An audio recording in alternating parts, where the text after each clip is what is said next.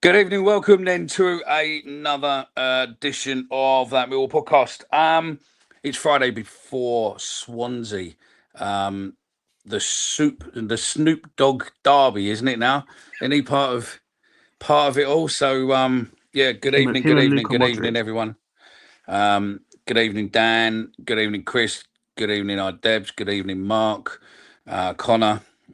Yeah. So it is just me and Frankie. So yeah, good evening, Frankie. How are you? Very good, mate.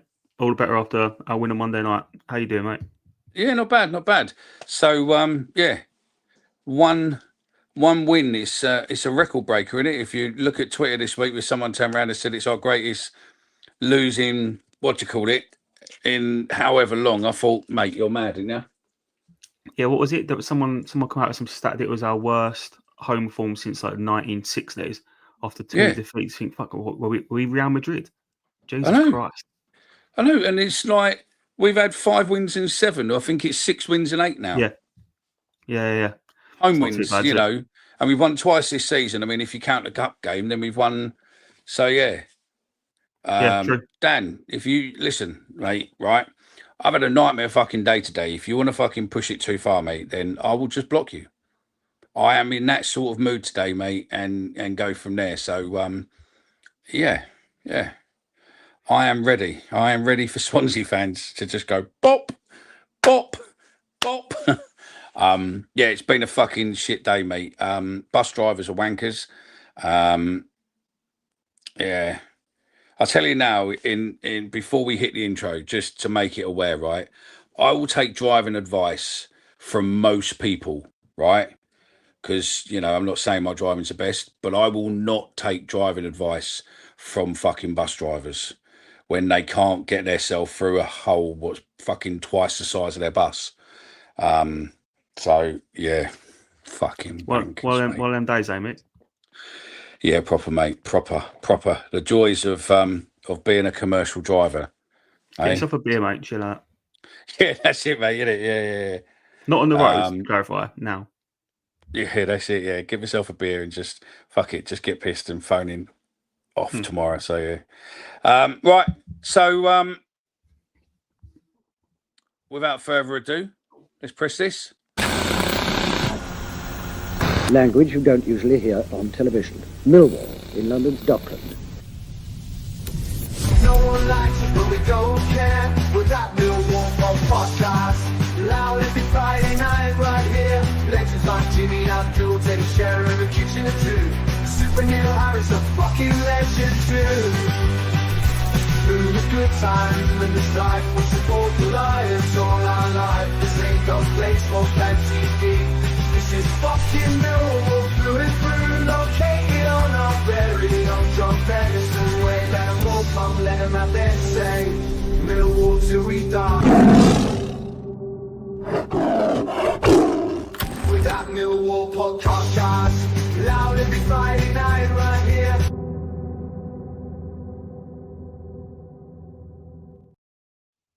I like that little bit of silence at the end. You know what I mean? So yeah, it's been quite a weird week, really, isn't it? It's like playing on a Monday really does throw your week apart, doesn't it? It's 100%. yeah, it's not great. And yeah, you sort of don't know where it takes forever to get to the weekend, and then when it does get to the weekend, your sort of excitement's all over. You're sort of like, oh, we got a game again tomorrow, and you think, oh, but hey ho. Particularly with tomorrow being a 12:30 kickoff as well, going from like a Monday night to 12:30 Saturday. Yeah. Cheers for that, Sky. Yeah. And yeah, it's much respect to all the fans travelling to Swansea. If you're going tomorrow, get yourself in the comments. Yeah, put yourself in the comments. Let us know. And then obviously before we carry on, condolences and our prayers to Mark Beard, who sadly lost his brother on Saturday. I'm not going to get into speculation because nothing's been confirmed.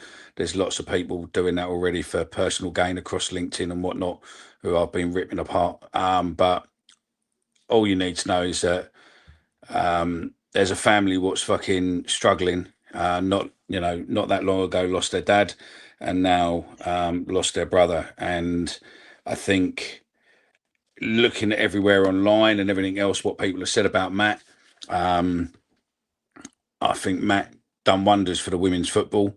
He brought a lot of women through. He shone the light on women's football when it wasn't fashionable. Back-to-back trophies at Liverpool. He started with Millwall Lionesses back in the day, and I think that family is what you class as a proper Millwall family. I mean, Mark Beard played 100%. for us. Mick Beard, his dad, scouted some of the best players probably we've had come through our books over the years, and his brother started with the Lionesses and helped do the Lionesses. So yeah, I think we just pass our condolences to Mark and family, and obviously Matt's wife and kids. And anything you want from us, you just ask. Not a problem at all. So yeah. Frankie, then. So how's your week been? Very good, mate. Very good. The win on Monday night set us up nicely, didn't it, for the week? It feels like it's been a long time coming, that first time win of the season. I got in the league, got to say. So getting that out of the way, it wasn't exactly a rip-roaring, exciting affair, but 3 points is 3 points. And sometimes it's good to win ugly. Do you know what, mate? We'd all rather win every game 3-0, right? And it's always beautiful football and this, that, and the other. But sometimes in the situation we're in with injuries, you've got to win ugly. You've got to do what you've got to do. So as you said, mate, it's symbolically that's an important 3 points for us, I think. No, I totally agree. I think it was nice that it pushed us up. It pushed us up, and that's where I think the benefits come to us. So yeah, we want to do a vote, but I'm not on the. Actually, I could be, and I suppose I might do it on YouTube, but we do it on here anyway, because then everyone can have a vote. That way, those watching on Facebook and Twitter, all you need to do is if, and it's only an if, there's no rumours, no nothing, but if you could get either Zian Fleming back or SA back on loan for the rest of the season, and you can only choose one of them, who would you have? If you want to put why you'd want them, put it in, but who would you have? And just put that in the comments. So either Zian don't say neither. or SA. Don't say neither. Yeah, you got to choose one or the other, and then just go from there. But yeah, so then who would you rather have, mate? I'd rather have Fleming. To be fair, I think Fleming will probably offer us more. There always is a Chris Brown, isn't there? I would say SA is too much. I think there's a risk there that if we took them on loan, it could jeopardise the big chunk of money what we've got coming in from them. So I'd probably say no. I think Fleming is more, as Steve Lloyd says, I think Fleming is more of a finished article. You know what you're going to get with him. And I think that he could probably benefit a lot more from having a good season performing with us and go back to Burnley. As in, I think SA possibly is probably a year or two away from playing regular Premiership football. And I don't think, well, possibly, but I think that if we brought SA in, I think he would block too many of our lads potentially. But I think with Fleming, I think it would give us a good rotation because he can play as a striker, he can play as a 10, he can play on the wing, and I think that would give us options what we are pretty much in trouble with at the minute. So yeah, your thoughts? Who would you have? I'm going to go SA, mate.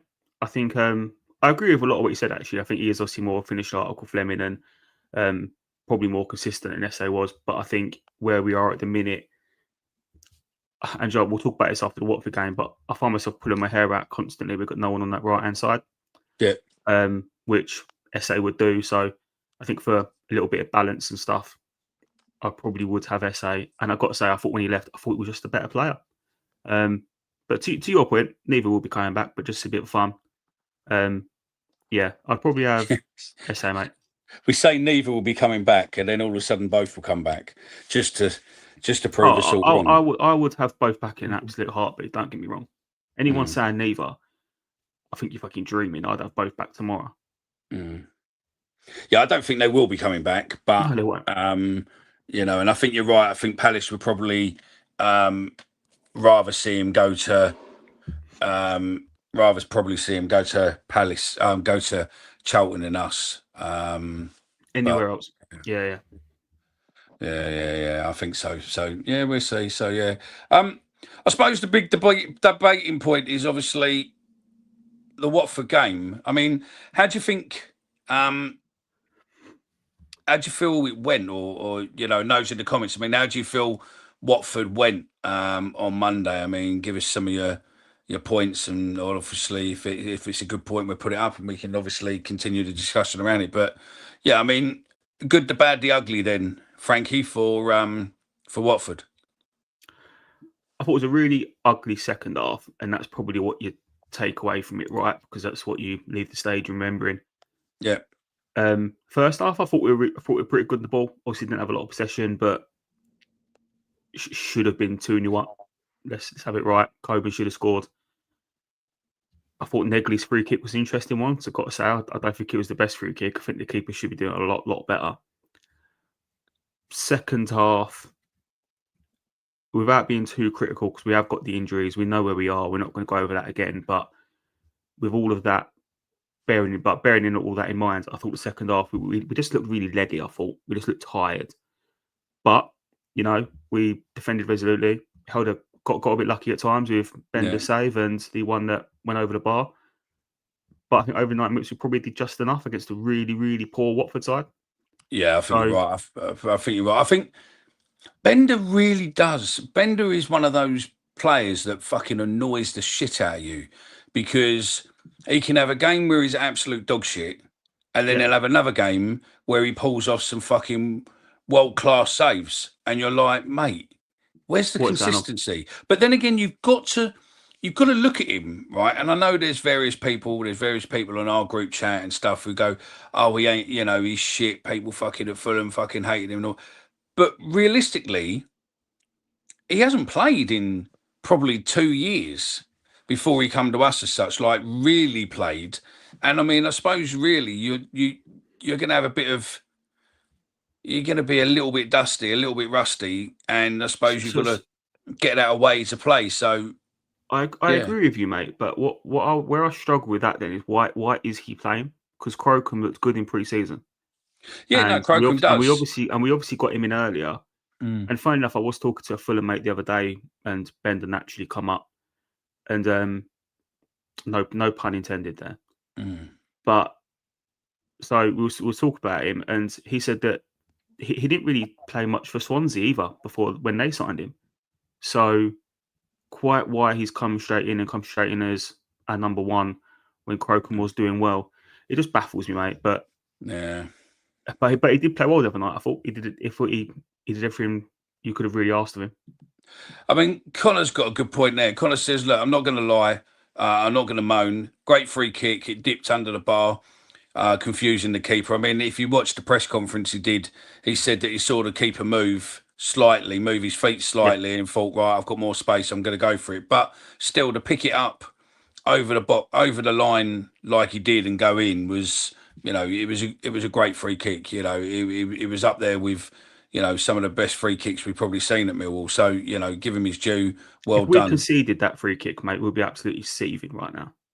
Yeah. Oh, yeah, 100%. Sacco and Ballo, I mean, I think they are looking like they potentially could be a pair of great players.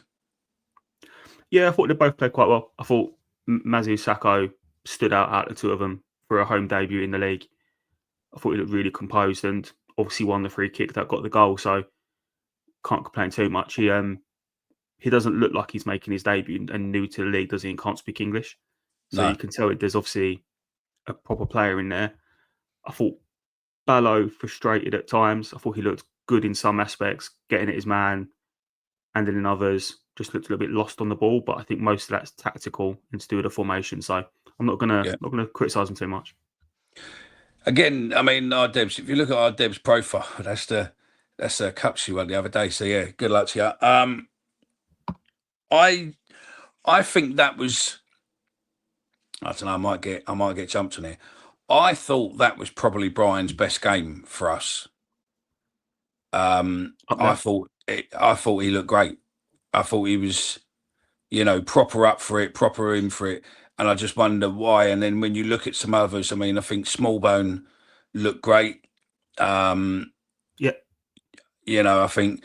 I mean, if there was any negatives from it, it seems to be that we played brilliant in the first half, and then we suddenly drop off in the second. Whether that's be fitness, whether that just be because of the intensity, I don't know. But that's obviously something what's got to be looked at and changed. But it's also the subs. I think the subs were a little bit too late. I think if we'd have probably put the subs on a little bit earlier, then we might have had the rub of the green a little bit better. Yeah, I agree with you, mate. I think it probably largely all comes down to the injuries, and whether he didn't trust his bench or felt that he needed to get more out of the first 11. I mean, you can't underestimate as well. Would there have been a little bit of nervousness of they'll know they haven't won a home game this season, and they'll want to get that monkey off their back as well. So does that all start to play into it? Probably. Yeah, Crammer again was a good game. Great game. Outstanding. He keeps doing that, mate. He won't be here long. It's incredible how well he's adjusted to the plan centre.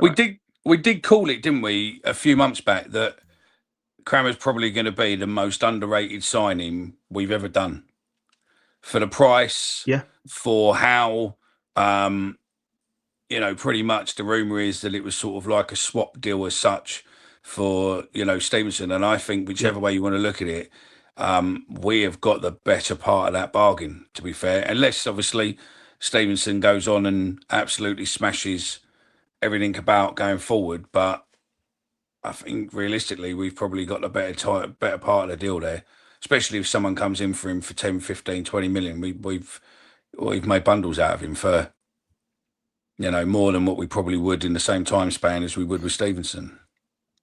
Well, if it is true that it was a bit of a swap, we probably only got about $500,000 for Stevenson as a comp figure. So if you think we spent $500,000 on Crammer, that is a ridiculous bit of business. I have no idea how they've let him go.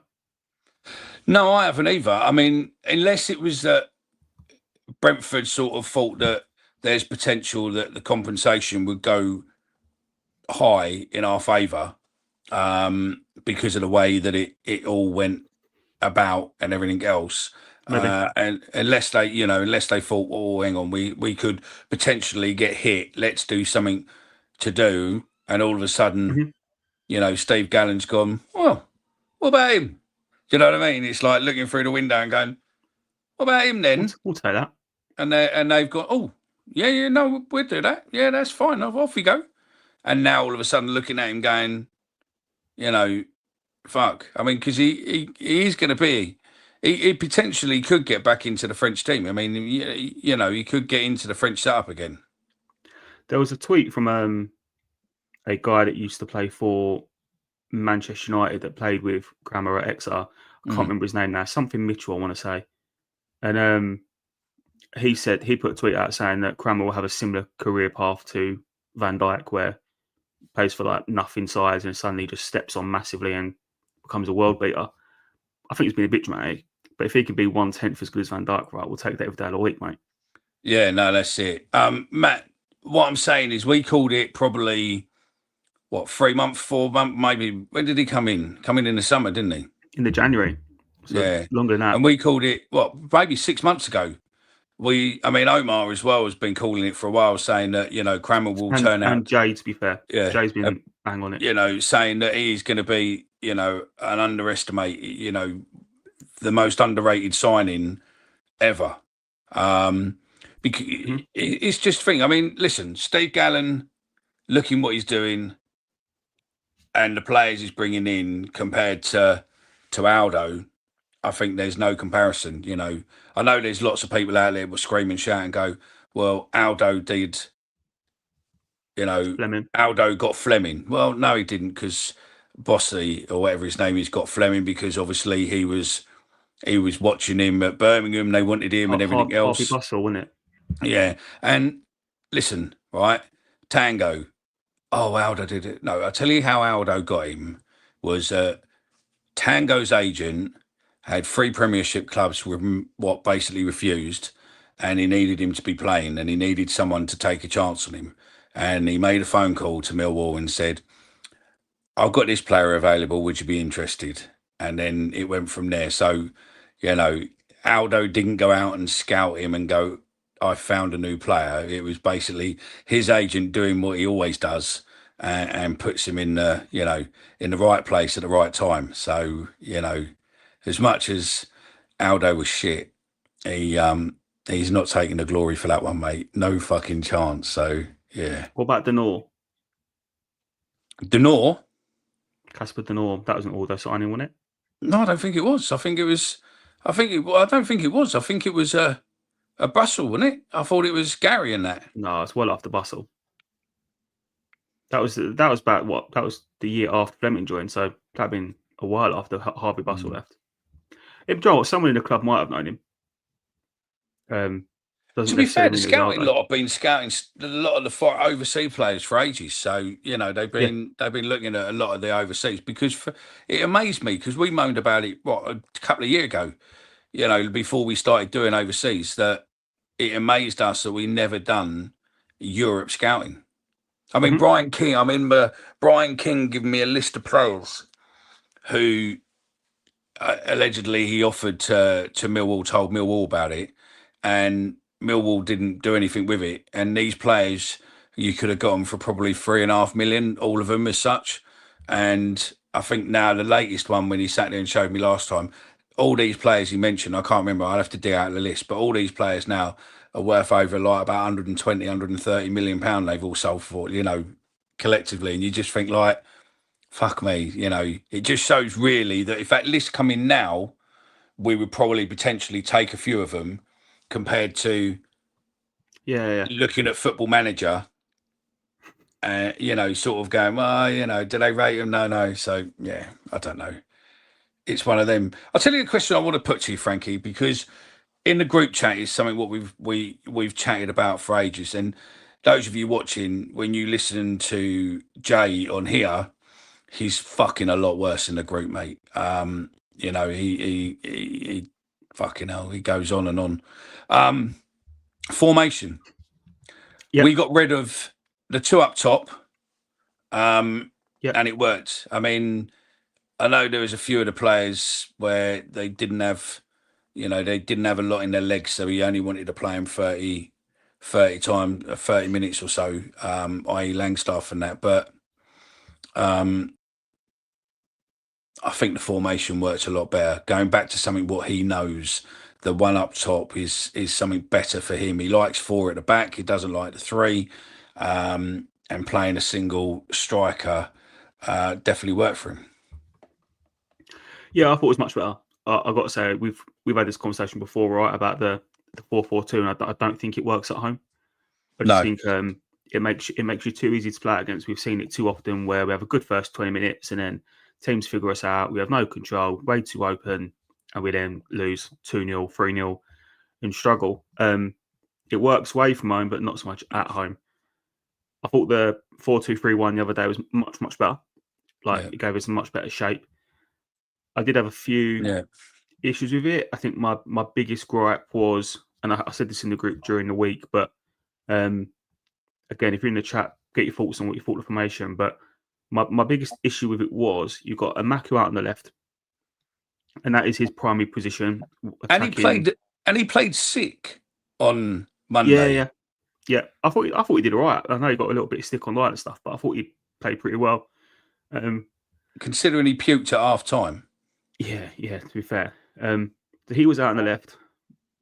Ballo was down the middle, and Negley was out wide on the right. The problem was you've got Ballo down the middle, who is naturally a left winger, so he kept drifting across, and all that happened was Amaku's a player. You want one-on-one running at his fullback. The space just got suffocated by having too many of them out there. Yeah. And then you've got Negley, who is out wide on the right, who has got no right foot whatsoever. It's constantly cutting into his left. He kept coming narrow. Leonard doesn't want to bomb on because he's 45. Like, he just can't do it now anymore, bless him. Lenny played well, by the way, so I'm not slagging him off, but he's just not that player anymore. And that front three had no balance, in my opinion. It really struggled. Why he didn't change it about and just put Mako on the right and let him hug the touchline, just hold the width on the right hand side and just stretch the pitch out a little bit. I found that really frustrating. But, circumstances, injuries, I get why he didn't. But it's something that you want to see improve in future games. I don't know how you saw it from your view, mate. But that's what I saw. No, I think you're probably right. I think Anthony Pint makes a good point there. Is Negley and Leonard can't play together. I think that's a good point. I think it's a bit like the old debate. I'm not saying they're the same, but it's a bit like the old debate of Lampard and Scholes, wasn't it? Yeah, Lampard and Gerrard and stuff. Yeah, Scholes in midfield. Why can't make it work? I think the issue is, and I've got to say, I found I'm a massive fan. I found him frustrating the last couple of weeks. He comes in on that left foot. You can see him looking for the overlap. Yeah, it just ain't coming. Where Crammer used to bomb on, Lenny ain't gonna do that. That's just not who he is. No. And we're weaker for it. We need to either get a right back that can do it, or play Negley somewhere else and let someone else play right wing. I'm not really fussed what you do. Do you know what I mean? Because to be fair, Bangura Williams against Charlton looked great on the right hand side. So I'm Amaku, right footed, play him out there. I'm not fussed, but no, I completely agree with Anthony. That Negley Leonard partnership ain't working. No, it don't work. I mean, Stephen Lloyd turns around and says, it's nice to show that Jimmy is willing to speculate. And I think that's a lot of it. A lot of people go, oh, we should be going, we should be going after to this journeyman and that journeyman and this. And I think what they're doing is looking and going, if we go after, I mean, who's the ones who's always that? Is it Fletcher? No, what's his name? Travis, isn't it? Lewis Travis, just joined Derby, isn't he? Yeah. Yeah, where people go, oh, him and it's like, they're like, yeah, he's a good player, but do you want to pay the money what he wants for a short amount of time? And then also he's going to block a position of others coming through. So you're going to, you're sort of going to deadleg some of the other talent was potentially coming through. So, I mean, I do like the fact that they won't just go out and buy a player for buying a player's sake like we used to. And they're prepared to give a chance to, look and say, well, we've got some youth coming in, so we don't really want to block them. We're going to go this way, do this way, and go from there. So, yeah. I do get now a bit more over time why they're not looking at players like Travis, because you look at Derek Mazasako. He's been quality in the first two games, and you think, fucking hell, no wonder we're not looking at these expensive journeymen. You can get some kid from France for what? How much we spending him? Do you know? No, but well, it weren't a club record, was it? Because it'd be less than a mil. Yeah. Well, I'll probably say mil and a half, maybe something like that. Right. So might be more, but yeah, I'd say. And he really looks spot on, mate. And you think, oh, he looks mustard. So he looks as if he's there. I mean, Arch 2604 has said, look, we can't keep starting Coburn. Ain't good enough, unfortunately. Not worth 5 million. Could have got someone better, I think we didn't spend that on Coburn. I think it was a lot less. I think all of that side of it comes in extras and everything else. I I think with Coburn is that the injuries and everything else he's had, I think he just needs to get match fit.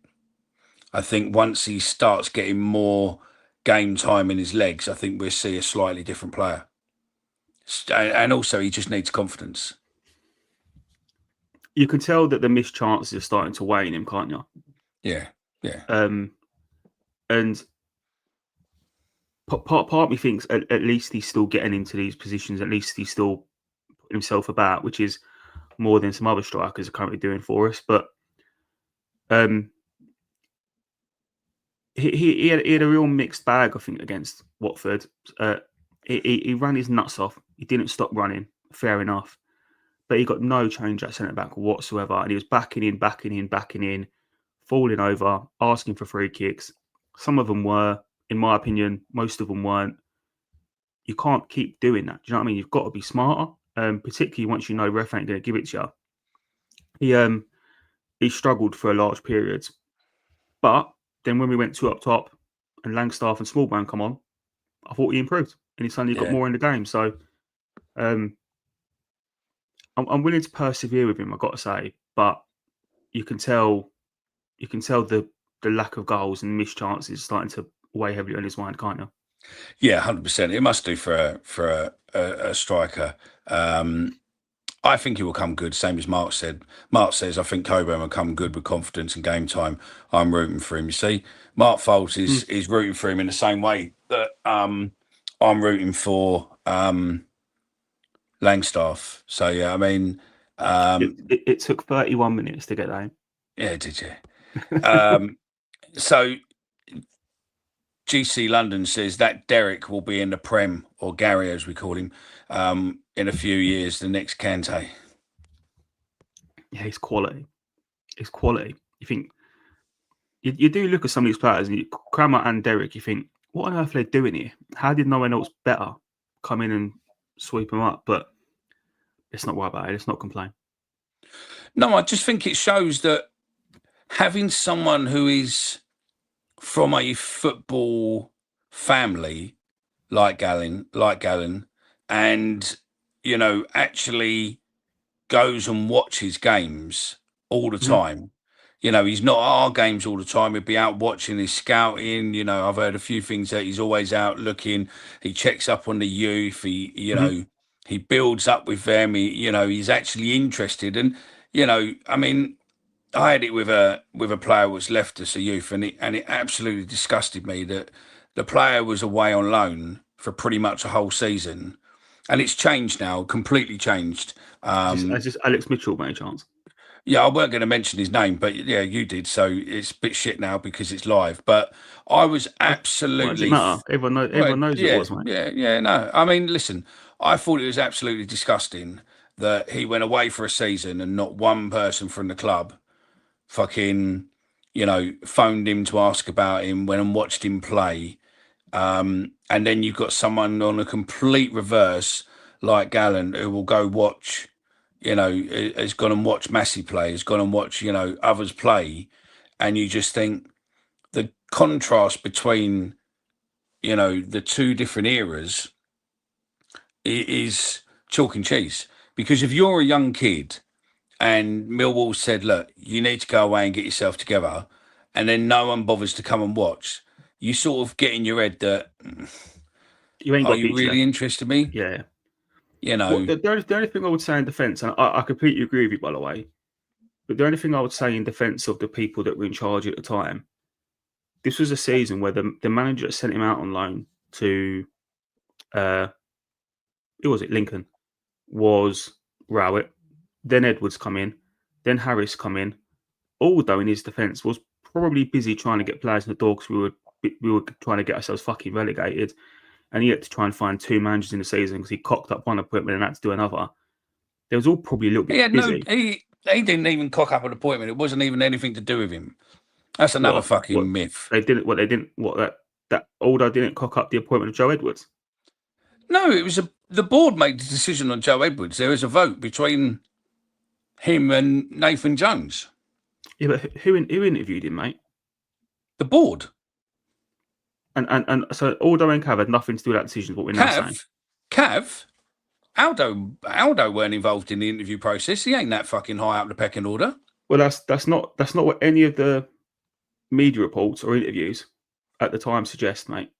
So Listen, yeah, you know as much as I know. If that's what you're saying. You know as much as I know with Millwall that sometimes some of the stuff what comes out isn't necessarily how it actually happens. Do you know what I mean? So, I mean, listen, if a media sits there and says that this person done this, then, if they thought it was in their interest, they'd let it go and go, yeah, that's how it, that's how it won. Either way, though, mate, back to my comment, I would say I do think, like, to be fair to the people that didn't communicate to Alex Mitchell, if that's how it actually went down, because the only person I've ever heard say that was from Mitchell's mouth, I can maybe understand why they were preoccupied. But I can understand they're preoccupied, but I mean, still should have reached out, mate. But you think realistically, if we had a scouting team back then of about 15, 16 people, we had Aldo, we had various managers, assistant managers, and all the coaching staff and all that lot. You're telling me that one person out of all of that, I mean, let's be honest, right? They only needed to phone us. We would have gone and watched him. We would have gone and just seen, show a little bit of support or something and thingy, mate. It's not, to me, if they're playing for our badge, and don't forget with someone like Mitchell, right? And I didn't, we sort of digressed a bit on Mitchell, but Mitchell come to football late. Okay. Yeah. He was a really, really good rower. So he's quite tall, skinny, lanky, and he was building up. He was so committed to Millwall for the time what he was here. And even when they wanted to sell him, he was like, look, I'm prepared to sit on the bench and just take my opportunity if and when I get it. A bit like what Harding does, right? Yeah. And I think realistically, there was potential that Alex Mitchell could have become a good player with us, but unfortunately there was a few what didn't rate him. But hey ho, we've got to respect their talent spotting skills. How much did Eze go to Arsenal for again? I think it was 60 or 8 million, I think. Yeah. And what do you call it? They took QPR, didn't they? Got a big sell on for that. Yeah. What I would say, mate, is ultimately he went to Charlton and didn't work out there either, and he's now back in League One. But I mean, I concede to your point of you never know how these things will work out. If we'd given him a proper chance, all we had to do is send him a text at the end of the day. Do you know what I mean? It might have made him feel a bit more fucking valued. That's it. Even a phone call. Do you know what I mean? It's just, would have helped.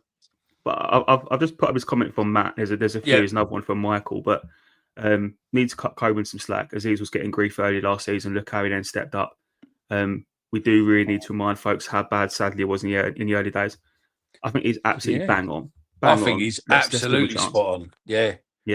Yeah, I think you're spot on there. I think, Matt, you are spot on. I think that is true. And even if you look at some of the players over the time with us, started really poorly, and then look at where they are now, and you go, yeah, okay.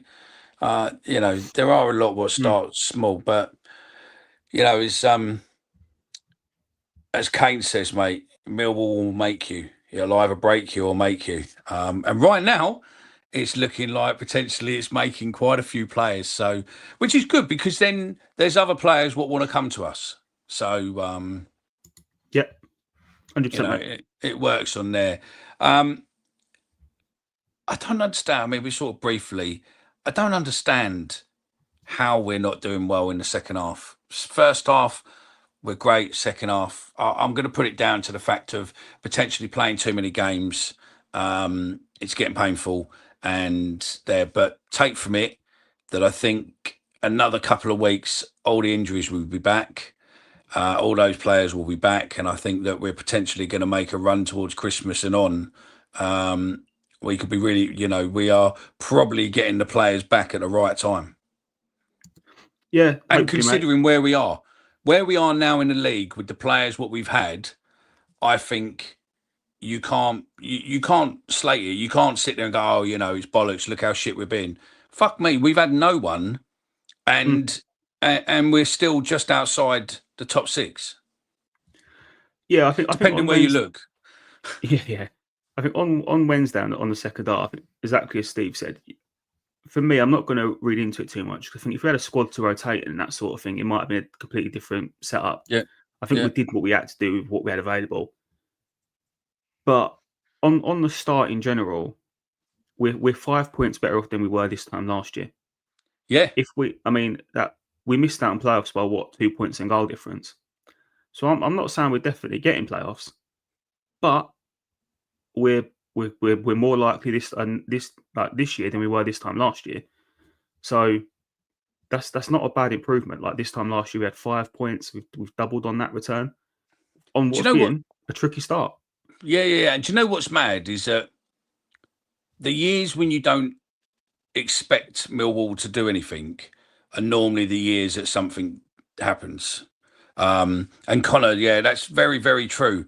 I know they were looking at a younger team, but we actually, I think for a few games now, we have the youngest squad.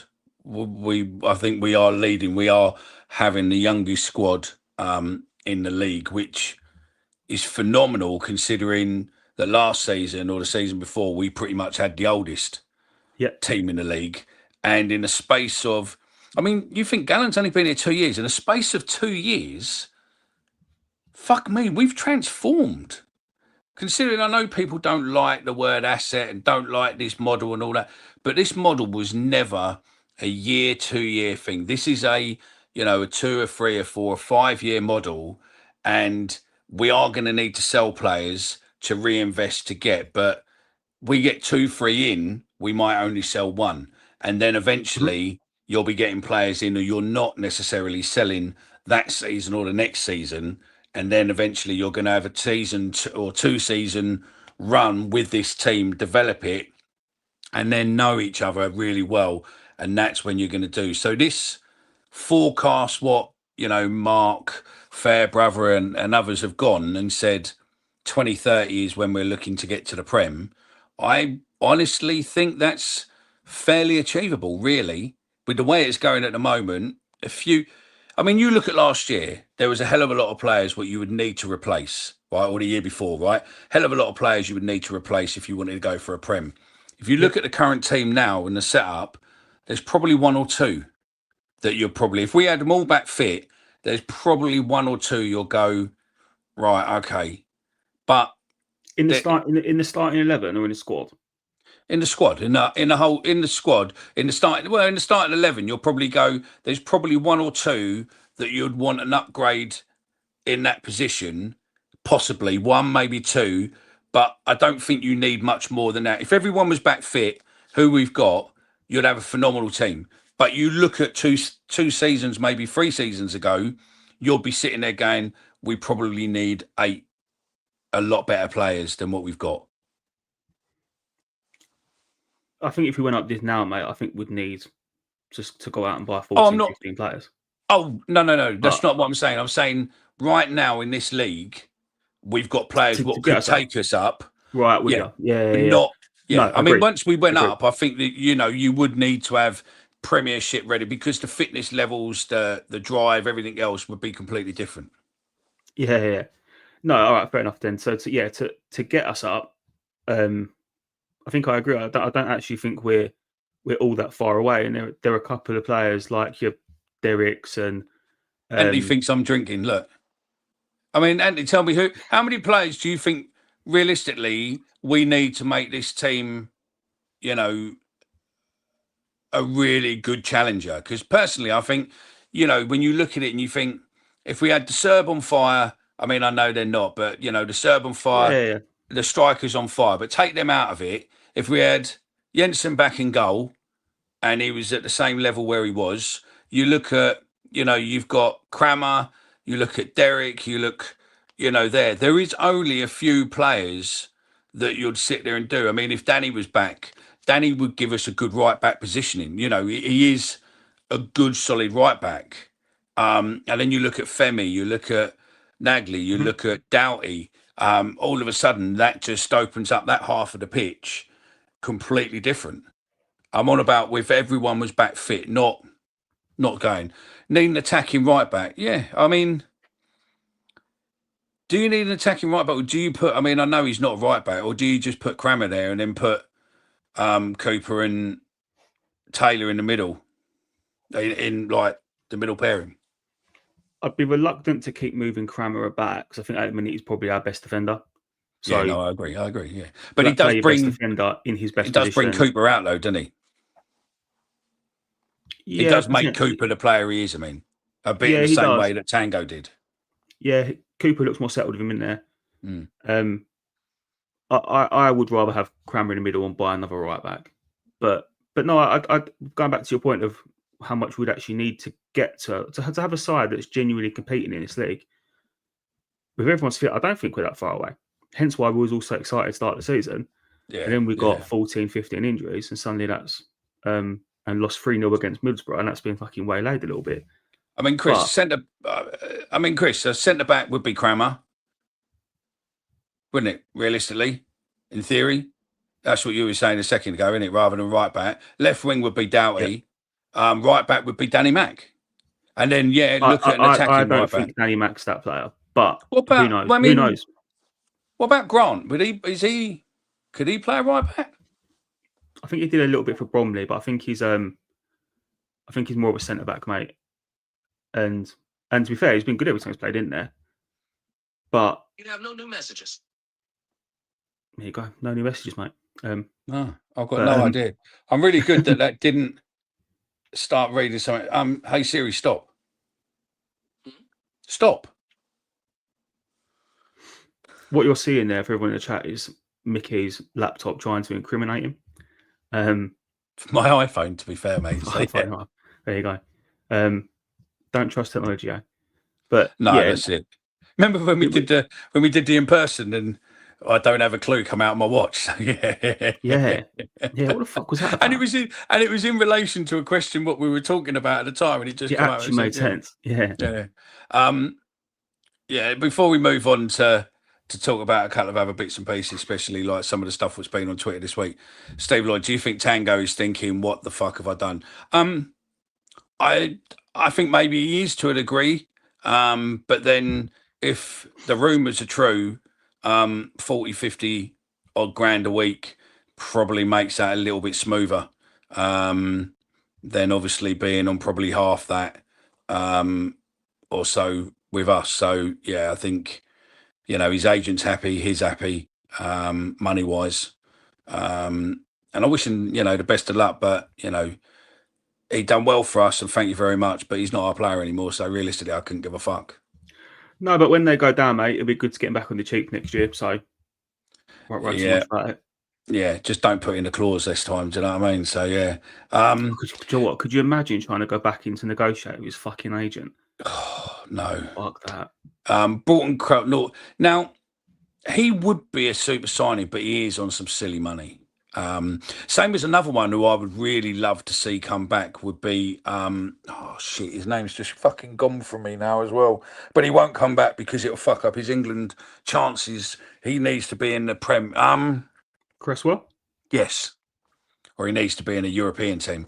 But yeah, Cresswell. I think Cresswell, if we had him in our team now, fucking we would have a solid back line, mate, proper. Because I mean, he wasn't great in reality if you look at stats and stuff, but what he didn't have real.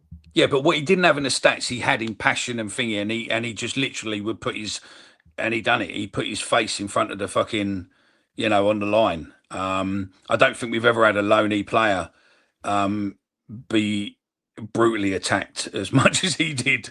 A loanee player who actually bled for the club. So yeah, fair play to him. I love Cresswell.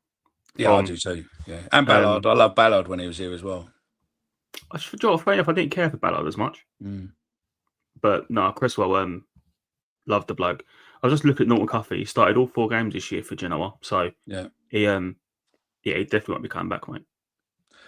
No, I think he's on 40, 50, 60 grand a week, and we're not going to pay that money for him. And that's that's it. I mean, look, shocked if he's on that in Italy, but he might be. Listen, I think I heard rumours that he's not bad, not far from that. So yeah, same as Fleming now. See, I can't see Fleming really coming back because Fleming's allegedly on that sort of money now as well. So Premiership does Yeah. does pay. So yeah, it's what do you do? I don't know with it all. So yeah, there's been loads of debate on Twitter this week, and the pod put their finger in the stirring pot just to cause a little bit of a friction as such. So we've already done the Fleming one for you guys on the chat, and we're doing another one now. Is Billy Mitchell's deal is expiring at the end of the season. Mhm. What do you do? Do you keep him on the same money? Do you offer him a deal like we did with Savile and that, or do you Yeah. look at is he worth a huge pay rise, or is he just someone who's dependable but realistically? I mean, who was it who put the stat in the group? Was it you? It was you, wasn't it? Who put the stat in that he's only played so many games over Jay. Jay? Yeah, 19 starts over the last 3 years. Yeah, and he's only played 90 minutes full, like 19 times over the last since 2023, wasn't it? Mhm. So I mean, if he's on, I don't know, if he's on 5 to 10 grand a week, I think that's probably good.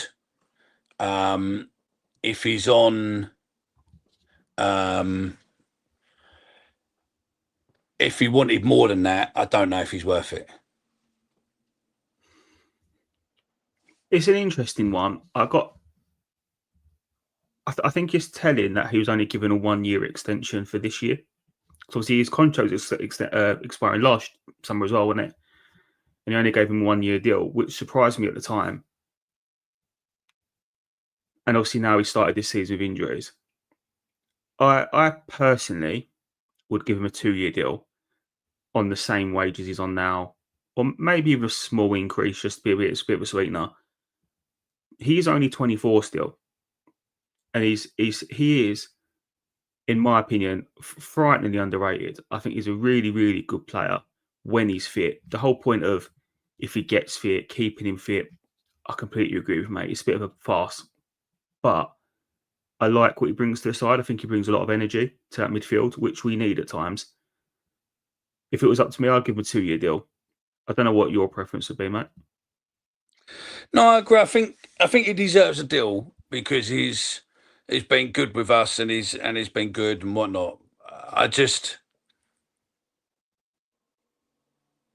I mean, maybe, I've got no idea what his wage structure is. I've got no idea what this is. But say, for instance, if he is between, I don't know, say 5 and 10, say 5 and 8 or something, then maybe give him, a couple of grand pay rise to 10. But I just don't, I really don't know if he's actually worth more than that. No, I mean, not, would you He's pay not. him? Do you think he's worth 15, 20 grand? I personally, I don't. For the amount of time he's injured, I think it's a big gamble. But I think maybe, maybe 10-ish. I don't know. Maybe let's be thingy. Let's say maybe say he's on. I don't know. Let's say I don't know. He's on 7. 10's fair. Or I don't know. Say 5 to 7, and put that up with appearance fees and whatnot to put it up to 10, that would probably, be able to sit there and I think be fair. But I just don't. I don't think he's worth 15. Because realistically, what you've got to look at is if he left here, would he go to a Championship club or would he go to a League One club? Joel, mate, I was just going to ask you that same question, and I think it's a really good question to ask. My gut feel says if he left us tomorrow, he goes to the League One team because of his injury record, which would be a shame. But that's just where he is. There was a rumor that Neil Harris was keen to sell him to Charlton last year. I mean, that would have gone down like a lead balloon. But his brother's there, isn't he? Yeah, his brother's there. So yeah, then you'd have had the His Mitchell brother, by the way, brothers. is a very, very good little player. Yeah. Yeah, he's not. I mean, He's not worth 15 grand, mate. I doubt that. I mean, you'll probably know more than me about this, right? But is Denor on 15k? I don't know. I mean, looking through it, I don't think he is. To be fair, I don't know. I mean, we don't have a doubt mad he wage is. structure. I mean, that's the thing. I think, you're probably looking at longevity. You'll probably think that Tango was on because of what he was. You're probably thinking that realistically, you'd probably think that Cooper's on fairly good money because of the amount of time he's been here. And obviously, it's probably gone up in appearances and that sort of stuff.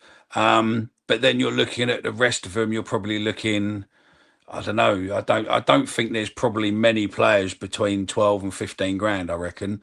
You're sort of you're around there with. I mean, maybe that's one thing with the Serb. Maybe the Serbs on a lot less, and that's why he's getting his agents are trying to be the bully and all that. But I think the current structure at Millwall, I don't think you're probably going to be able to try and be a bully now. If he wants to be, well, we're digressing, aren't we? But It's his brother in Scotland, by the way. Yeah, he's on loan at St Johnstone. But I'm not a Charlton fan, by the way. My missus is, so that's why I know this shit. I'm not stalking the geezer. You Charlton in disguise. I thought I better get it in quick before I start getting fucking accusations thrown my way. Do you know what? I'm waiting for your missus, to really stitch you up and like put little discreet, like little red robins and stuff in your bits behind you when you're on, so you don't know they're there. You'll be going in every time you'll go a live stream. Now you'll be looking around, going, "Is there anything fucking in there?" We're digressing even further now. Maybe we're getting further away from the fucking topic. But remember last week we did the show before the Charlton game. And there was that Charlton fan, this Charlton flag, just kept going, Red Army, and I blocked him. Yeah. I was 99% sure that was my missus sitting downstairs. I thought that fucking bitch, she's sitting there giving it. I went downstairs, like, is that you? She was like, I have no idea what you're talking about. I look like a right fucking prat. But we won't worry about that anymore. Anyway, so the Serb. If the Serb wants to be a bully, mate, and wants to start giving it a big I am around what he thinks he's worth and what he thinks he can demand, put the ball in the fucking net, and then we'll talk to you. 100% agree. But at the minute, you've been an absolute shower of shit this season. Yeah. You don't look interested, and that's an issue. So you can't sit there demanding this, that, and the other when you are not delivering. But anyway, back to Mitchell. We've got two. There's two good comments here, right, on Mitchell, right? We'll go with Daniel Stroud first. So Danny says, Billy Mitchell does not affect games of football. That's the long and short of it. While he's been improved under Alex Neil, for some reason I read that completely different when it was in there, but we'll go with it. Under Alex Neil, I don't see the return on investment, so I'd move on. I'd move on from him. And then we go to Matt S61, who's pretty much along the same line. He says players that are rarely available due to injury doesn't represent good value for money. Generally, sentiment aside, why keep Mitchell and Danny Mack? Well, Danny Mack was coming to the end of his contract and was going into negotiation and then suffered a horrendous injury for a player who was going to have to renegotiate. So on that side, I think sentiment does come in because he is one of our own and he has fucking absolutely thing. And the thing is, you've got to look at it and go, look, he's got a young family. He's got fucking a lot of rehab, and whatnot. And I think the club sitting there offering him a deal will just take the stress away. And he can sit there and get back. Will he get back and will he be the player he was? Time will tell. But I think what the club did was a gentleman's agreement, was a good move to look after someone who's given their all for us and got injured in the way he did. I think that's fair play. Billy Mitchell, I think, I don't think it's on the same way. He's been injured back and forth and whatnot. But I think with Billy Mitchell, I think that I think maybe you offer him a deal, but I don't necessarily think that he deserves a huge pay rise. I can't argue with what Matt and I can't remember the guy that posted the other comment. Sorry. Yeah, my apologies, but Danny Shrewd. Danny's. Yeah, I can't argue with their comments. They're right. They are right. I personally would give them another year deal, and I think even if it's just from the point of view of someone like Mitchell, of we've already lost a lot of championship know-how in our squad. I'm not going to sit here and talk about Honeyman and Saville. I can't fucking bring myself to cry over them, but we've lost a lot of experience. He does represent that. He understands the Millwall way, and he's been around a lot of Millwall dressing rooms. It's probably worth having around just for that. I agree with you. Depending Just on what listen to the brief interview. What Omar did with Danny Mack. Danny Mack saying, we're not letting Charlton beat us. We're going to sit there and do this, and we did. And that little bit of knowledge to feed to people to say, this is Millwall. We don't do that. We grind to the end and all that. Then yeah, they're great because they are Millwall grown. They've come through the academy. They're a fantastic an advert to up and coming kids. So I would definitely look at it that way. But just one word answer, Mick. And same question to everyone in the chat. Would you give Billy a new contract? Yes or no? Yes. But I wouldn't give it. I wouldn't give him a huge pay rise with it. It'll be, I might give it in maybe in appearances or something else and give it there. But I wouldn't be giving him. I would give him a new contract though. I've got a few other players. This is all based off of transfer market, so which is as fucking unreliable as they come. But these are some other players that are apparently out of contract at the end of the year. Same question, yes or no, in the chat. Would you give these players a new contract or not? Or a renewal? Casper Denor. Apparently he's on out of contract at the end of the year. I don't think he is, but yeah. This is his third season. He might have a year extension or option. But according to that website, and that's all I can go off of, Casper Denor's got to be getting a new contract, right? 100%. Surely. 100%. Danny McNamara? He's not out of contract at the end of the year. He's got a 2-year deal, I thought. I'm only saying what websites say, mate. If you, I think you're right. But I saw it. I think News at Den or whatever put out that I thought he had a 2-year, but maybe not. I don't know. Maybe it's a year with an extension. I don't know. But it's definitely along that way. But yeah. So would you give Danny a new deal? Depending how he is with fitness. But yeah, I think until you can value what he is with fitness, maybe do it on appearance, maybe do it something, lower the wage and do it on appearance. But I still think, you still got to look after, see what's what. The last three are interesting. Where's Ardin? 100%. Yeah? Yeah, 100%. Loyalty. Pure and simply because of loyalty. Pure and simply because, listen, that boy, that fella has been treated badly, right? Yeah, but he's been treated badly by various different managers, right? And yet he keeps here, and when you need him, he performs. It seems like a top bloke, and if he's on not a lot of money, and he understands his role in the squad, why not? But Amaku, that's a fucking tough one, isn't it? Yeah, it is. I mean, it's weird because is Amaku the finished article and the best he is? I don't think he is, but he can beat Omar in a race, even though Omar won't race him now, right? But there is something about him that he is one of those players that if you said no, he'd go to someone for nothing and he'd become a fucking world-class player. So I would say that I would offer him just so that he doesn't go somewhere else. Just so he doesn't go Wickham, like fucking Fred on your din and tear it apart. Yeah. Fair enough, mate. Yeah. Last one. Luongo. Oh, yes, 100%. Yeah, that's an easy one, isn't it? I think he's on sensible wages. He lives in Bromley. He's settled there. fucking it. Why not? I would. I mean, what have we got him alone, or we brought him? We got him alone, and No, he's out. no, we brought him. He's Yeah, he's out of Yeah, contract when he's free. Yeah. Yeah, no, I would keep him. Yeah, I would keep him 100%. So I would definitely 100% keep him. A Marku, better the devil you do than you don't. So I'd say yes. Completely Danny agree. Mack, you've got to see what his injury, but I think he's already on another contract anyway. Billy purely more for what he can bring is in the whole side of it, not just the playing side.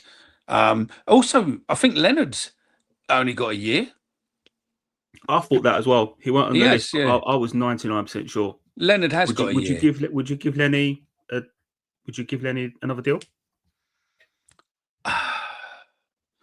I think Lenny is good for what he does with the players and the, everything else, and maybe keep him a bit like what they did with Pierce.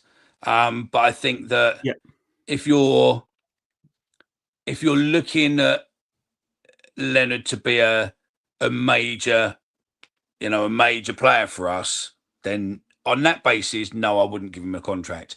If you were looking at him that he would be a bit part player, maybe, slightly lower wages, more on appearance and stuff, then if you knew that you were probably getting 10, 15 games out of him a season, then I'd probably go, Harding, I think is just, I'll keep one of them. I agree with what he's saying, but if it was a choice between those two and it was purely on stuff on the pitch, then it has to be Harding, because Harding is a much more utility player than Leonard. That's a controversial take, that, mate. I don't think Lenny's played centre back. He could probably play centre mid. He plays right back. But if we looked at the stats over the games what they've both played in, whose ratings would be higher, I would probably think that Harding is your 6.5, 7 every game. Occasional games up and go. As in Leonard, you don't necessarily know what you're getting, do you? He could have a 9. I'm with you. He could be a 5. I completely agree. I thought it was good against Watford, but it was dog shit against Charlton. Yeah. But with Harding, he's a 6.5, 7 every game. Yeah. And he's probably not on massive amounts of money. And the fact that he's not on massive amounts of money, and he loves London, and his missus said loves London more than Rotherham. But I just think that I can only imagine why. Fuck me. Yeah, but you've just got to look at the bloke and go, do you know what, right? He must love us to bits. I said it the other day, didn't I? I said, I think it was Harding I was talking about. I can't remember. You're going to correct me now. But Harding is like the new Jimmy Abdu. He's just dependable. Do you know what I mean? You just know what you're going to get from him. If you put him on, you know what you're getting. I can't remember if I was talking about him or someone else. Dan Riggs will probably sit there and tell me something because it was in the group chat. But he is like the new equivalent of Jimmy. I mean, Jimmy wasn't the best player in the world, right? But no, he just did a job. He would do a job for you. Yeah. I think this is it for me. I think Harding offers a hell of a lot more off the pitch than he does on the pitch. Yep. I just think the whole topic overall is quite interesting, right? Because most of that list we've gone through, I've deleted them now, so I can't reel them back off. But we said we'll keep the majority. But when you compare that to last year, when we were talking about Saville, Honeyman, Wallace, Hutch, probably Leonard, Mitchell, Brian. Oh, Brian's out of contract as well at the end of the year. You've only got a 1-year extension. On the performance that he gave against Watford, and if he's starting to really get on with Neil and he likes to play, just don't forget this is a guy who's openly admitted, and I'd love to sit down with him and interview because it fascinates me, right? That in this day and age, you have a football player who doesn't like football. it's just a job. Do you know what I mean? It's like, to me, that fascinates, because a lot of players eat, sleep, fucking repeat football. Do you know what I mean? You listen to Gary Neville and Roy Keane and all that on the various other podcasts and all that, and you listen to them and they're, you know, oh yeah, no, he can't play a 9, he can't do this and all that lot, or, you know, and they're always thinking football. He is literally looks at football as a 9 to 5 job. Is much the same way as what we do where we work. He is like there. I mean, yeah, Brian should really go open a fucking coffee shop, 100%. You know, maybe that's what we should do. You know, if he is going to leave at the end of the season, we'll do a Just Giving page, and we'll just take donations and we'll raise as much as we can, and then we'll just buy him a coffee voucher. Hold on, mate. Are you suggesting that we give money to the person earning 10, 15k a week? You can get fucked, mate. Absolutely. I'll take the piss. Maybe we should just buy him a coffee machine. He can give me money. I'll spend it on coffee if you want. Yeah. But no, I mean, is he really? Is Brian? Oh no, he's not our top. No, he's not. Anthony, he is not our top earner. Trust me. And I think he's one of the higher ones, though. Yeah, maybe, but he's not. You'll be as far as I'm led to believe now. Tango's gone. Our top earner is the man who stands next to him. That's what I believe. Which you wouldn't put him as potentially the top earner. But when you look at it, captain, etc., he's been here the amount of time. Because he's got to have been here 8, 9 years now, nearly 10. Yeah, Cooper has. He also only signed that new deal a couple of years ago. So where else a new contract? That would have been why it's bumped up so high. There's a good one. So Chris, I can't pronounce your surname. Sorry. Is it Antonio? I don't know. He says you're all talking about us contracting players based on us being in the Championship. If we get to the Prem, answer all those players again. So if we got into the Prem, they're all a fucking no, mate. Every single one of them. Well, are they? Are they all? Denor wouldn't be. So Casper Denor, yes or no? Yeah. So at the end of the season, we finish top, right? We go Prem, right? No playoffs, no nothing. We're in Prem. We know we're in Prem, right? Mm-hmm. So Billy Mitchell, no.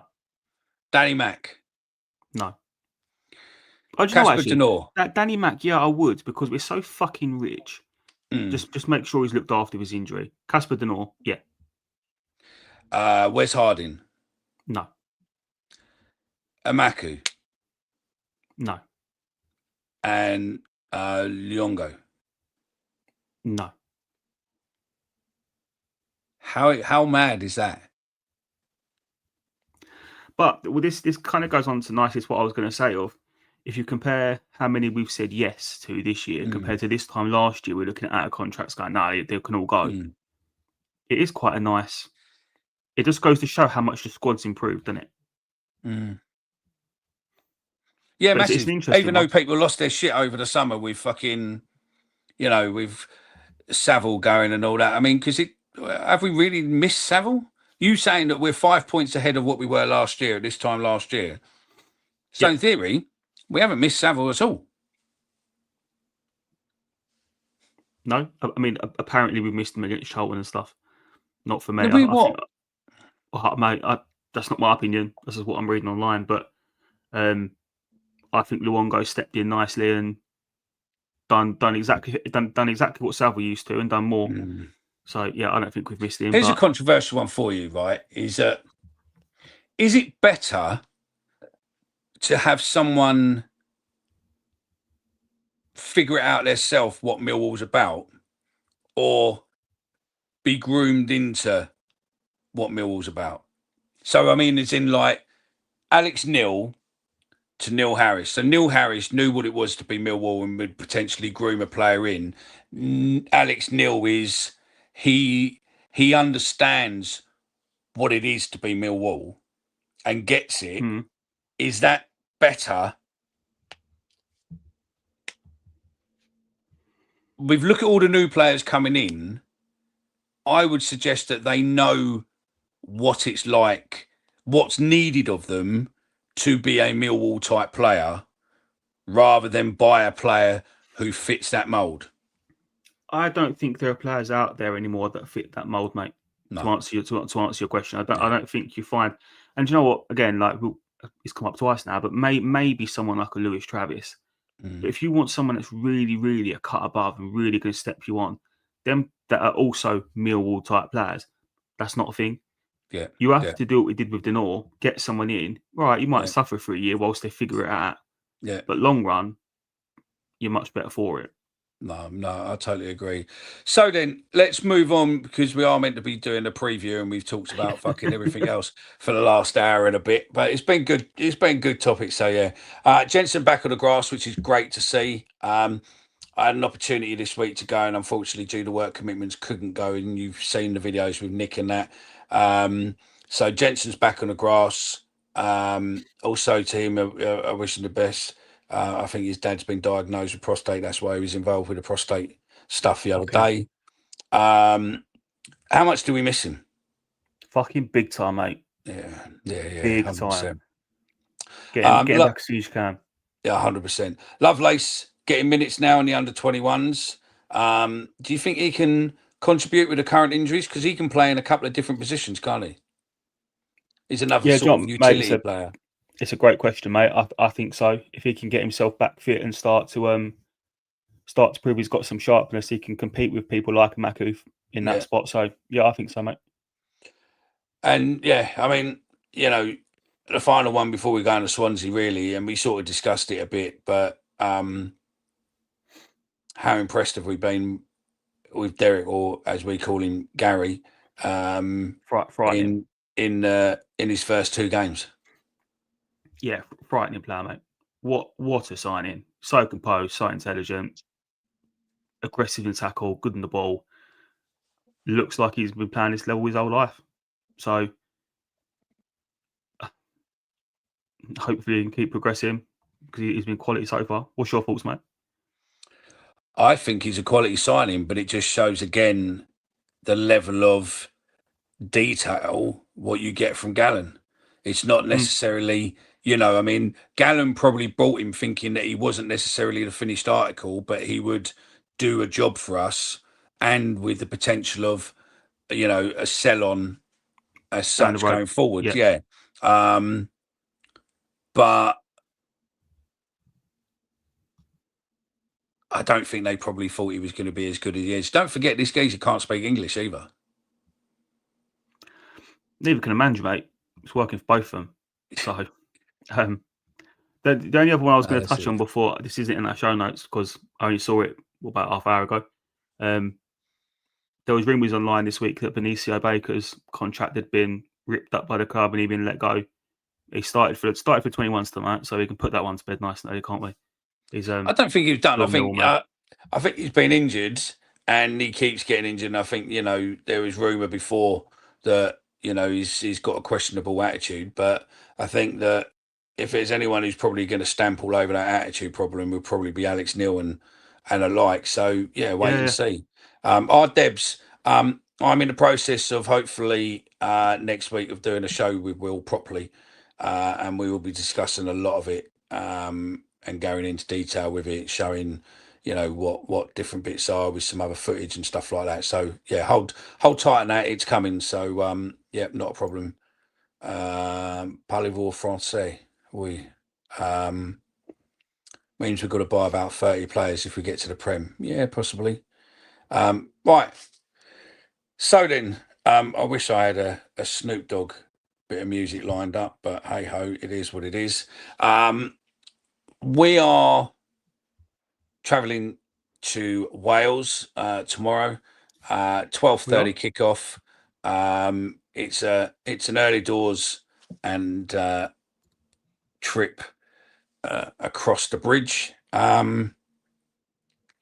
Swansea lost their last 2 home league games against Millwall, but they've never lost 3 in a row. Do you think there's a first? Well, we seem to be setting records this year. That's it, mate. That's it. We hadn't beaten Norwich for a long time, so it's clearly the year for it, mate. So yeah, interesting. Mills won 4 of their last league games against Swansea, including each of the last 3 by 1-0 scoreline. And also we got the draw, don't forget, by Swansea scoring all 4 goals. Yeah, what a game that was. What What a game that was. What a game. And that was the at only their time place as well, wasn't it? it was, yeah. That was the Ryan Leonard tackle on Michael Obafemi, wasn't it? Yeah. Yeah, quality game. There's another player what was good for us. Obafemi? Yeah. Yeah, no, another one with a poor attitude, though, mate. Yeah, proper. Swansea are unbeaten in their last. Yeah, that's it. Swansea are unbeaten in their last 7 home league games. 1-4, drawn 3. Since a 2-0 loss to Burnley in March. They last had a longer run between October 20 and February 2021, 13. And Millwall were unbeaten in their 3 away league games this season. 1-2, drawn 1. Last having a longer run from the start of the second tier campaign in 95-96. Do you remember that year, mate? What, 95-96? Yeah, I was 20, mate. I was 3. Yeah, so. I was 20. So, yeah. Fucking hell, 30 years. Fucking hell, 30 years ago. Omar was born in 95. Yeah, boss man. Yeah. Boss man, fuck's sake. yeah. If you see Omar out and about at the next game, just say to him, just let him know whether or not you want, salad and chili sauce or salad and burger sauce. Come on, boss man. He won't watch this back, so he won't know, and it'll really confuse him if you start walking up to him. Yeah. This is an interesting one. Mihailo has had more shots without scoring than any other player in the Championship this season, 14. Last season, he had the 3rd best conversion rate of any player with 50-plus shots in the division of 23.1%. What a stat that is. Better give him a new fucking contract, eh? Keep his agent happy. I mean, that is a stat to sit there and go, you need to start scoring goals. I mean, personally, if you were his agent, I'll be sitting there going, you need to make yourself count on the pitch, mate. If you want us to get you a better deal, you need to go out there and perform. Because then we've got, Luke Green. Hello, Luke. You're all right, mate. Because then you've got something to push out there.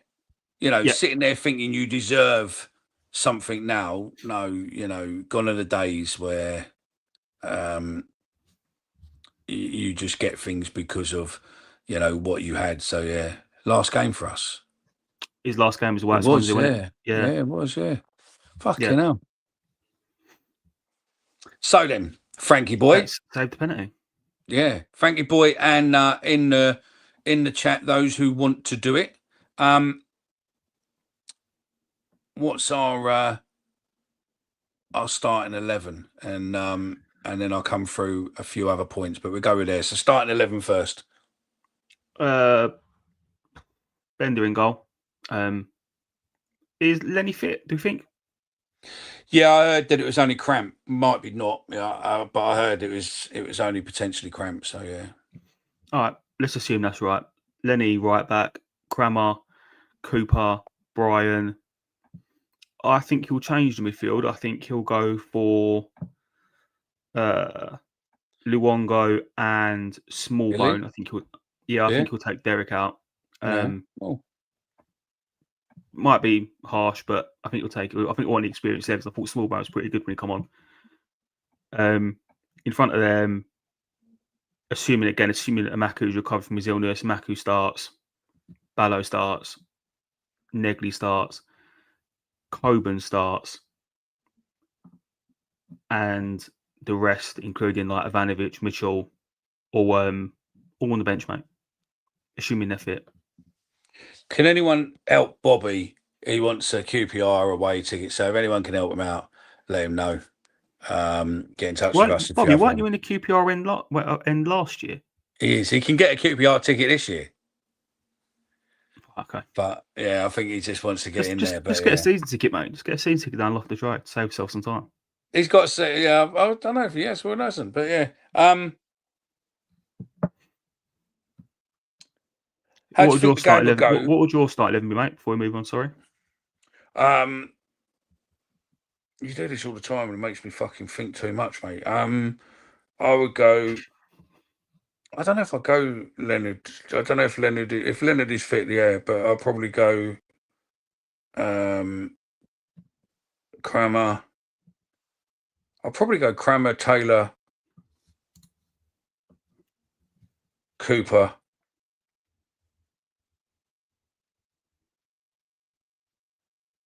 I don't know who else I'd have there. Brian left. Yeah, I would probably do. I don't know. I mean, yeah, I mean it's again. So you obviously playing Lenny and Negley, but I mean I probably wouldn't. Yeah, and that's why I showed it. I literally said earlier, I don't think it works. Mm. I'd put Negley in the middle. I'd put Amaku out right, but yeah, that'd be. I mean, I don't know. I mean, this. I don't know with what's his name though. With Derek. I mean, do you play Derek? Because at least he's not going to understand. I mean, listen, if you don't speak English, you definitely ain't going to be speaking Welsh, is he? So, and is he too good to to drop at the minute? Would you put him in? Would you put him in Smallbone? Potentially, mate. Luongo did look a little bit tired towards the end against Watford, and he's obviously a bit of an older player, so maybe. And I mean, I would probably go. I mean, I think you can't drop Coburn because I think his confidence is low at the minute, and I think you need to play him. But I would probably play Coburn one half, and then I'd probably go Langstaff second half. What about Ivanovic then? I don't think Ivanovic is fit. I was told that he's probably going to be out for 2 weeks. He's done his shoulder. So Neil did an interview the other day, said that he should be fit to take part. But who knows? No, that's it. And those of you who are watching this, and as we said, we're going ahead. We haven't got it lined up for tonight because of work. I didn't get back till fucking 7:30, 20 to 8. So no real time, unfortunately, to sit there and put the bits in. But if you listen to the pod in the morning, if you listen to this as a podcast tomorrow, I will put the press conference from the Watford game right at the beginning, so that you can then just chip into the podcast and listen to the 7-8 minutes of the press conference from the Watford game, rather than you having to go all the way to the end of it because you've sat here and done it. So yeah, if you want to listen to the press conference, the pod will come out early hours tomorrow morning. Just listen to the first 10 minutes or so, and you'll be able to listen to Alex Neil's press conference from the Watford game in full. So I just wanted to make sure on that one. So yeah, Smallbone and Del Boy. Yeah.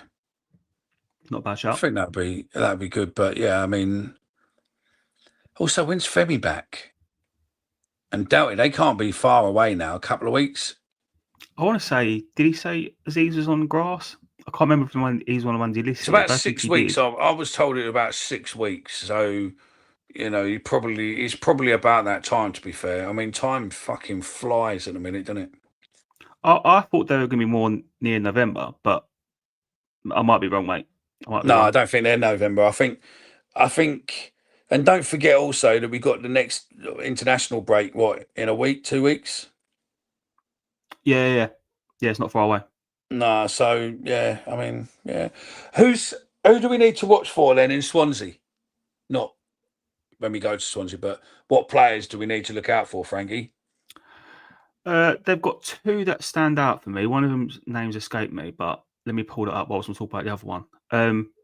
Ethan Galbraith is a very, very good player. Someone that I believe we were linked with at some point in the summer from Leyton Orient. We used to play for Man United. Really good the ball, could play a lot of positions, really composed. And he'll tick them over. We all know what Swansea like, right? They like to keep the ball and they like to maintain possession, and they make games awkward. So with their ridiculous possession stats, they're still the same way in that sense. So he suits them down to the ground. And the other one that stood out for me so far this season for them is I think it's Malik Yaukule. Looked pretty sharp. I think he's on loan from Brighton. So, you know, these kids from Brighton are always playing quality, aren't they? Yeah. Yeah, very good player. Got an assist against Hull the other day. So one to keep an eye on. But Well, what's the score? While we're going to discuss now the score predictions. Get your score predictions in the chat. You've got about a minute or two to get them in. And yeah, let us know what your score predictions are. Off you go, do it now. And remember, if you're watching on Facebook or Twitter, you can get involved in this part as well. So just let us know your score prediction. If you're on YouTube, please make sure that you like, and if you're not already subscribed, please do subscribe.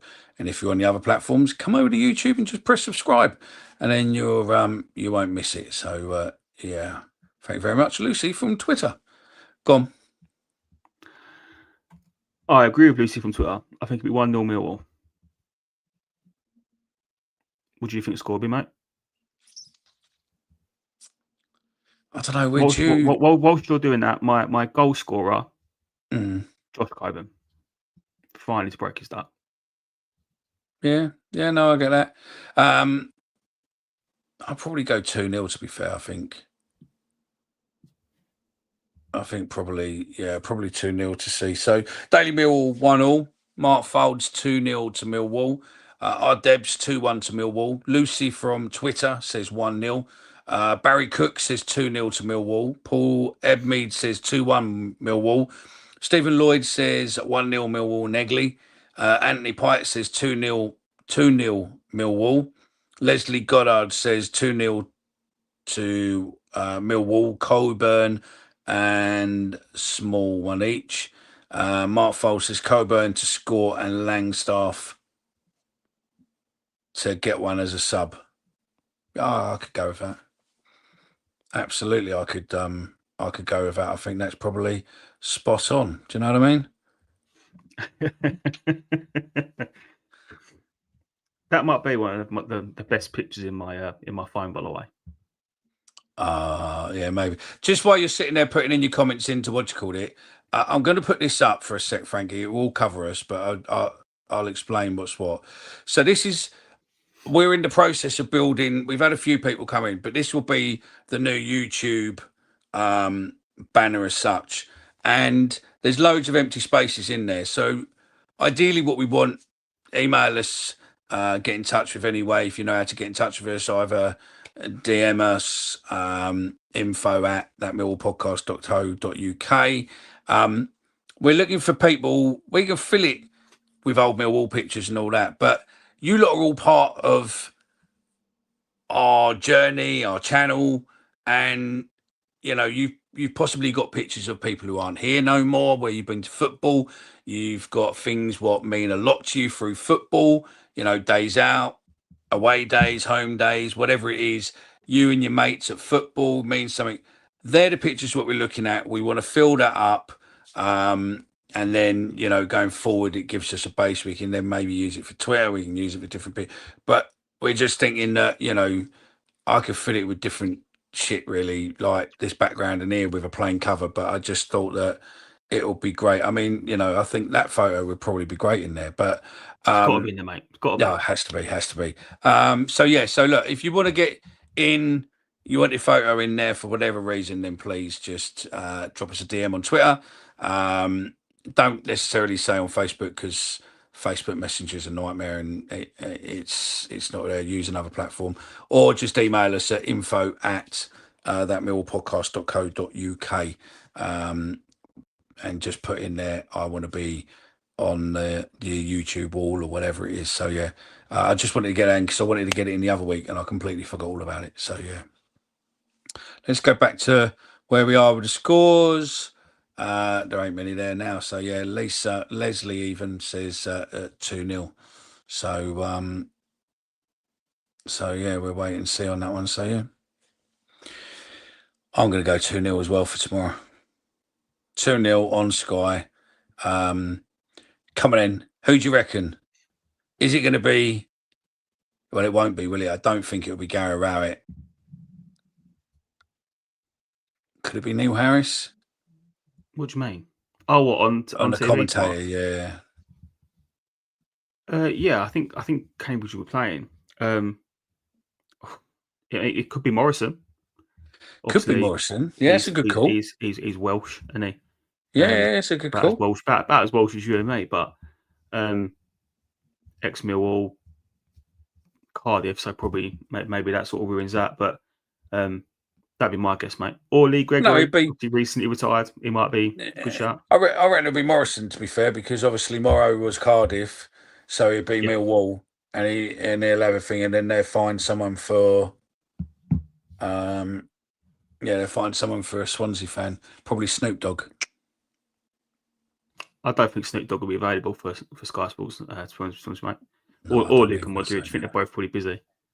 No, that's it. So yeah, what's that? Steve Lloyd, Bomber, etc. What's that? Bomber, etc. Oh, for the picture, yeah, I've got some pictures of Bomber and all that. Yeah. Don't forget this year, we will need all of you to be there early and bring loads of change. It is a 12:30 kickoff again, and it is obviously what fucking game is it now? I was going to say Burnley, but it's not Burnley. It's Preston. 8th of November is Remembrance Game this year. And yeah, we've got the same thing. We've got a lot of Millwall fans in it this year. It's loads of pods contacted last year, some contacted this year. There's one in the chat. Just need to go through numbers and try, because if they're Millwall fans, I try to get them involved more so than just, service personnel who aren't Millwall, purely because the way I look at it is that if it was me, I think that, and I've done pitch side, this is my 10th year doing it with Mill. I think as a Millwall fan, there's no greater feeling in the world of being pitch side, watching all of it go on and be involved in it. So if you're thank you for your service, you're serving, thank you for your service, or you served, etc., and you're in reserves, or you're in this, you're in that. I think there's probably no greater feeling for a Millwall fan to be a Millwall fan and be involved in that. So yeah, that's hence why I try and get as many to get that recognition from your own. Yeah, quality. Yeah, and the club, I think this year has done, great. I think they're putting people in a certain room. We've got 2 lots of cadets this year. We've got Marines and we've got Army again. So there'll be lots of kids walking around. So, obviously they could deal with loads of confidence boost. So, give them a pat on the shoulder, give them this and that. So, these are young kids. Some of them come from should we say, not the best family life and stuff, and the Army and the Marine cadets are there to sort of help them in. They look after them, keep them on the straight and narrow and stuff. I mean, last year we had a kid there last year who lost his mum the Monday before the game. She lost a battle with cancer, and those around him said, look, go do it, just to take your mind away from it for a bit and do something. What's an experience? And a lot of these kids didn't know Millwall, they'd only seen stuff from Millwall, but yeah, they are pretty much all Millwall. They loved our fan base, the fact that people were paying £50 for fucking, some people put £50 notes in the bucket for fucking paper poppies and stuff. And I just think I think it's good. I think it's, our fan base on that day is superb. So yeah, no club does it better. It's the best day to be a Millwall fan. Yeah. Stephen Lloyd's 24-year veteran. Mate, 24 years is a long time. I mean, Bomber's been in the Navy since he was a young boy. I think he's been in 30 odd years now, and I think now they've offered him another contract till the day he retires now. So, I think he's doing different bits in there now, but it's fucking unmad. It's it's a long time, but hey ho. Frank, you got anything else you want to say? No, mate, been a pleasure. As always. Look forward to tomorrow. Another 3 points in the road. Thank you very much. Yeah, I think so. I think we'll do it. So yeah. Isn't Harris banned? Yeah, actually, isn't Harris banned? Did he get banned for that fight? Allegedly fight. He was at the he managed the Fulham game the other day, so no idea. Might still go to a panel or something. Yeah, I totally agree with you, Christopher Bellard and Barry Cook. Can you remember 10 years ago when Bomber first come on and fucking gave me heart failure? And mate, the players gave us heart failure that game because we thought they were near enough going to score as Bomber was in front of if mate, that would have been carnage. We're waiting for the year where we score within that first minute because I really don't know what will happen. I think Bomber would jump into the south end and I think it'll be carnage. Yeah. But yeah, no, it's good. It's good. So yeah. Yeah, I think thank you very much. Thank you very much for tuning in. Thank you very much for listening. Like and subscribe. What's that? Like and subscribe if you've enjoyed the show. Yeah, no, 100%. Mitch Lyon says, my mum died age 34, 14th of November 1988. My dad said, go Millwall against Newcastle. We won 4-0. Sure, the Newcastle went back and smashed their ground up. Bittersweet memories. Yeah, 100%. 100%. So, yeah. Mitch, are you Mitch who has the cleaning company? And you? I think you're the same fella. So, yeah. Whether or not you are or not. So, yeah, I think what's what. So yeah, no, it's just that's what it's one of those where you see loads of people's names on Twitter, and then you think, is that the same? And trouble is, so many people's names change on Twitter now. So so yeah. Remember, if you want to listen to Alex Neil's press conference, it will be at the beginning of this as the pod, the day after these shows going forward. Due to embargoes and whatnot, and I think all the press and everything else, they won't come out any sooner. I think that's just fair, but it's still an opportunity for you guys to hear it. What else? I am reached out and looking to speak to the MSC because the MSC has changed a lot of people, a lot of personnel, and I'm keen to see what they're looking to do to move forward and build trust and whatnot. Fairly transparent. I've offered them a platform here to come on and explain and tell people what's what.